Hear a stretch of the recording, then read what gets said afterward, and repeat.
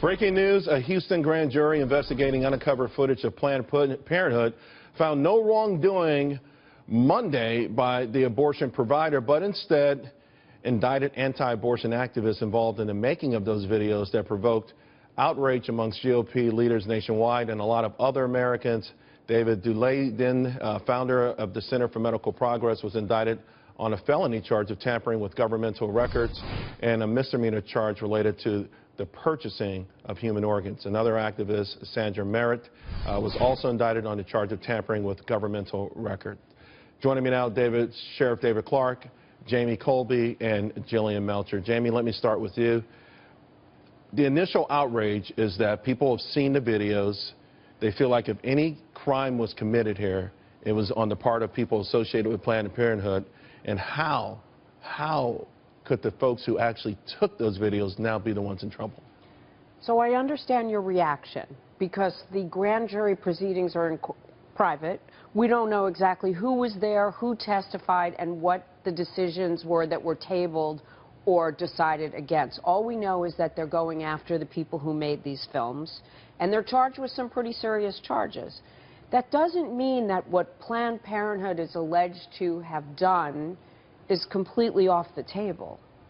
It doesn't mean that those allegations won't be considered in some other way. It just means that they came to the decision that the people who made these films might not have portrayed things as accurately. That was the allegation of Planned Parenthood or not, and they're going to face the charges. Right. But I wouldn't jump to conclusions that the case regarding Planned Parenthood and what they're alleged to have done, sell baby parts, is open and shut and over. Okay, well, I won't jump to conclusions, but I will be pissed off.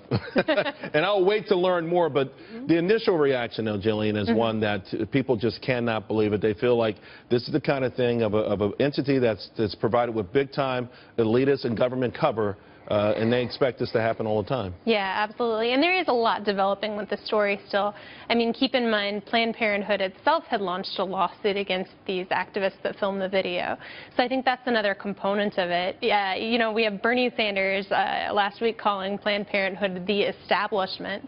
And then the governor saying, you know, this doesn't change our investigation. So I think we have a lot of dynamics working here. It's going to be fascinating over the next few days to see how they shake out. But right now, I do think that we have a shortage of information. Oh, Sheriff Clarke, okay, we're with you on the shortage of information stuff, but everyone has seen those videos, and we know how the sort of gut reaction that we all had. I think we all share that. And it feels like someone should pay a price for those videos and the things that we heard and saw. Well, I don't have all the information that the Harris County grand jury had. I don't want to jump to any conclusions at this point.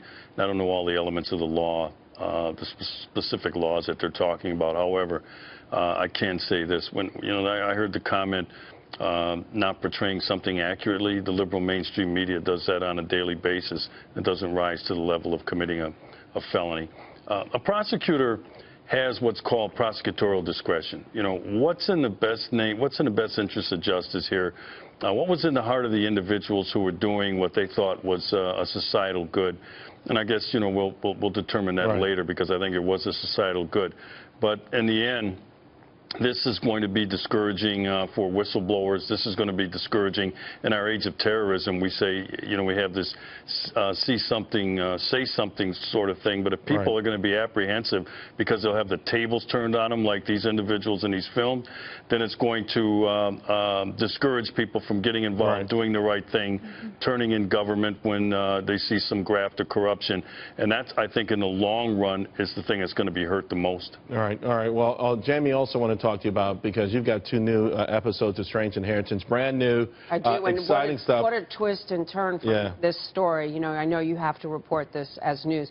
We have some historical news tonight, and one deals with an inheritance of a tombstone. The other one is the oldest baseball card that is believed. But it's not any tombstone. Pretty cool. It's not any tombstone. It is Lee Harvey Oswald's. Wow. And the history of what happened in Dallas and what happened to this tombstone and the family that inherited, unrelated to Lee Harvey Oswald, I might add, and the woman who had this baseball card from before the Civil War, who knew there were cards, really have an incredible story. We actually have some sound, so if you don't mind, I want to just play a little bit for the audience. Thank you. My goodness, is this what I think it is, Florence? May I touch it? Sure. Look at the players. 1860. Before the Civil War. And a relative of yours is in here? My great-great-uncle, Archibald McMahon, is in here. Who were the Brooklyn Atlantics? I think it's the oldest baseball team in history in Brooklyn. I'm surprised they didn't make you wear the one as the white silk gloves. You know what I mean? You kind of You think they didn't? Oh, to pick up the Yeah. card. Okay, so that's an actual replica, and we do identify it as a replica in the episode. But it was kept in a Fannie Farmer candy box for close to 100 years. But speaking of gloves, I do get to play this baseball the way they used to. They didn't use gloves. Right. They pitched underhand.